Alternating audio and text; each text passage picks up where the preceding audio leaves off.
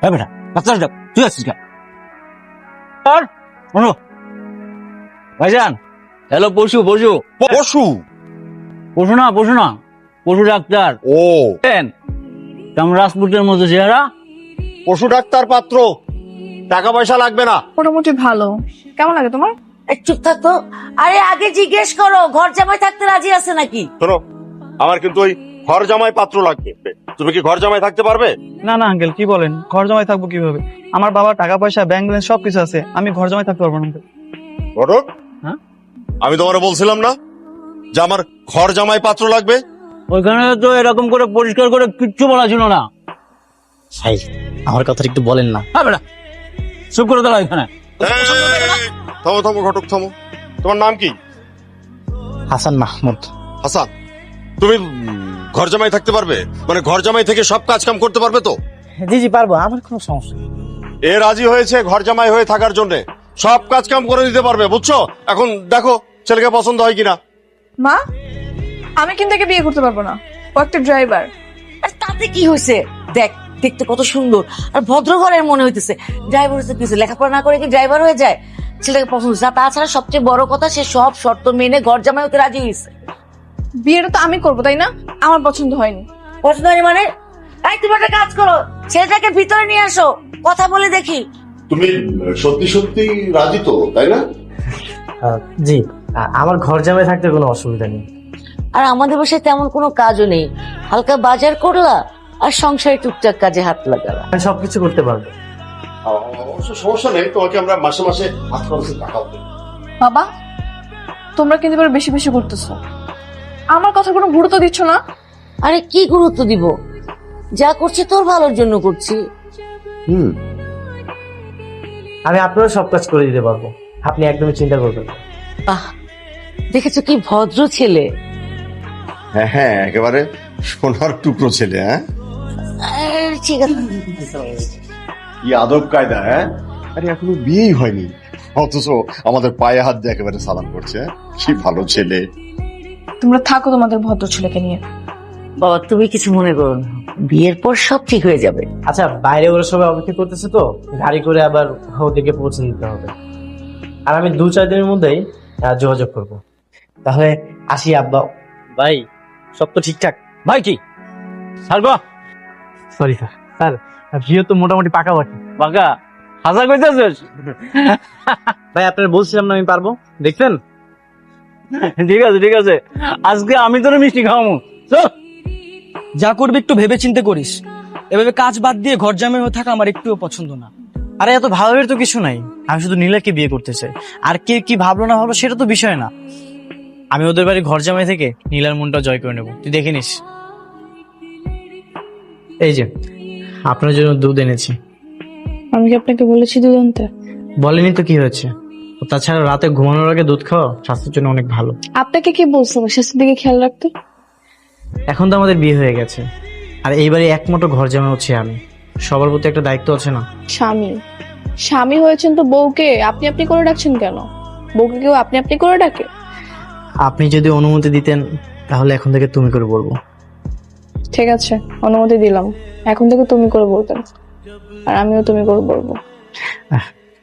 Thank you. ঠিক আছে, যাও লাইট অফ করে ঘুমাতে এসো।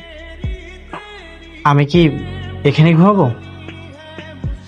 আচ্ছা আচ্ছা ঠিক আছে, আমি তাহলে ড্রয়িং রুমে যেয়ে ঘুমাচ্ছি। দুধটা এখানে রাখতেছি, খেয়ে নিও। দুলাভাই আপনি তো ভালো রুটি বানাইতে পারেন। আমি সবই পারি, বুঝলা? শোনো, এখন থেকে সব রান্না আর বাজার সবকিছুই আমি করব। কি বলছেন এসব? তাহলে তো মনে হয় আমার চাকরি আর থাকবো না। আচ্ছা, এই পরোটা আর ডালগুলো তুমি নিয়ে যাও, আর আমি ডিম ভাজিটা আনতেছি না। এত তাড়াতাড়ি নাস্তা রেডি?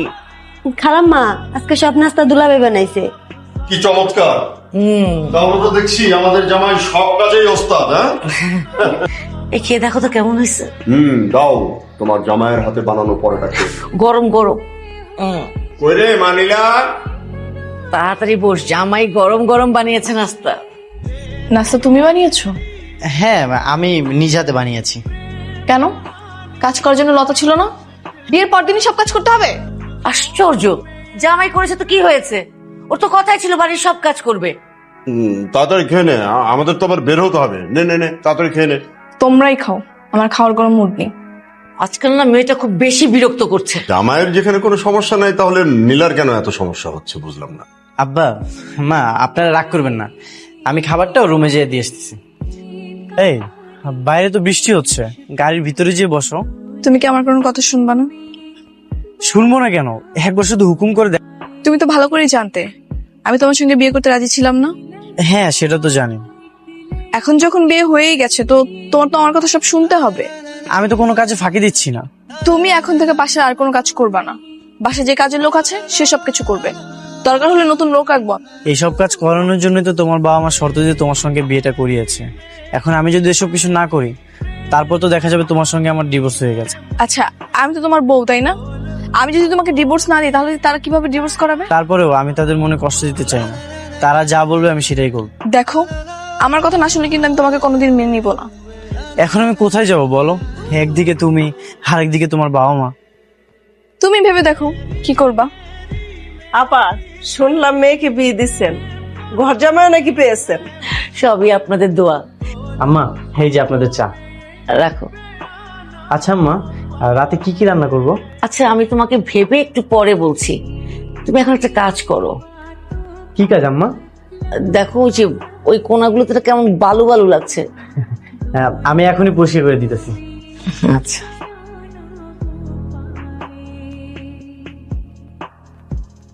এই, উঠো, দাঁড়াও, রাখো এটা।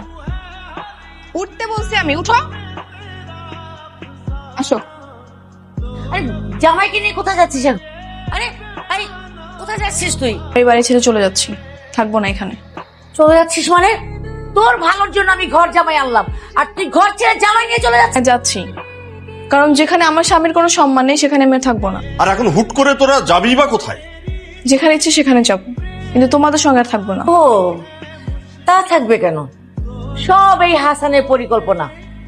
বাহ হাসান, বাহ। 7টা দিন হলো না তুমি এখন আমার মেয়েকে পটিয়ে পাঠিয়ে নিজের বাড়িতে নিয়ে যাচ্ছ। আম্মা, নীলা চাচ্ছে তো তাই। চুপ থাকো তুমি। শোনো বাবা, আমি এরকম জীবন কখনো আশা করিনি। আমি সবসময় চেয়েছি আমার একটা আলাদা সংসার, কিন্তু তোমরা যা করছো এতে আমার স্বামীকে নিয়ে এখানে থাকা আমার পক্ষে সম্ভব না। যাবি যা, কোনো সমস্যা নেই।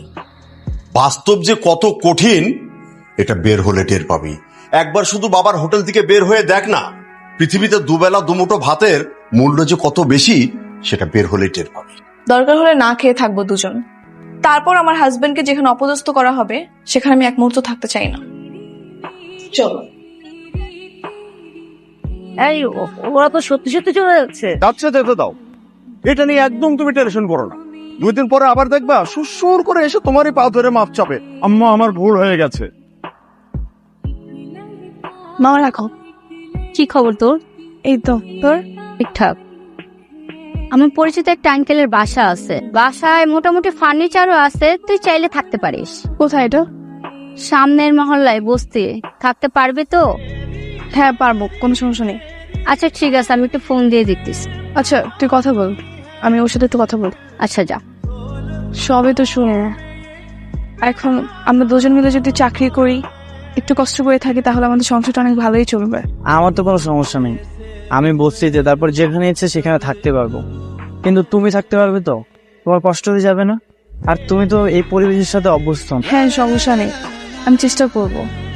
আর তার চেয়ে বড় কথা, তোমাকে তো ছোট হয়ে থাকতে হবে না, আমরা আত্মসম্মান নিয়ে বাঁচতে পারবো। তুমি যেখানে থাকবা আমি সবসময় তোমার ছায়া হয়ে থাকবো। চলো তাহলে আমরা ওই বাসায় যাই।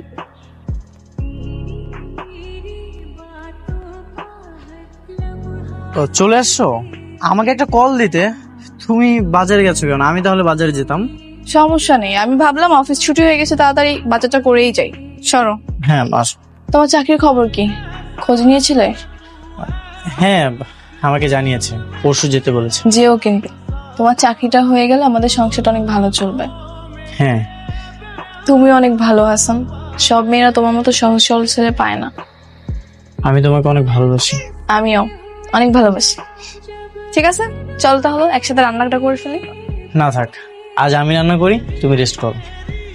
এই নীলা, এই নীলা, এই নীলের তো পাইতাছি না, হঠাৎ করে কই গেছে? আমি সব জায়গায় খুঁজলাম। দেখ, ওর যদি কিছু হয়ে যায় তাহলে আমার কি হবে? আচ্ছা আমার তো কেউ নাই ও ছাড়া, তাই না? আর ওর যদি কিছু হয়ে যায় তাহলে ওর বাবা মার কাছে আমি কি জবাব দেবো? আচ্ছা থাক, টেনশন করিস না, আছে আশেপাশে কোথাও আছে, টেনশন করিস না। আরে আশেপাশে যদি থাকতো তাহলে তো আমি পাইতাম, আমি সব জায়গায় খুঁজছি কিন্তু পাইনি তো। আচ্ছা চল তো এদিকটাতে যাই একটু দেখি। আয় তো। তুমি কোথায় গেছিলা? আমি তো টেনশনে শেষ। তো তেল আনতে গেছিলাম। বলছিলাম না তোরে আশেপাশে ছিল। হ্যাঁ তো বলে যাবা না? কি হয়েছে? চলো ভিতরে।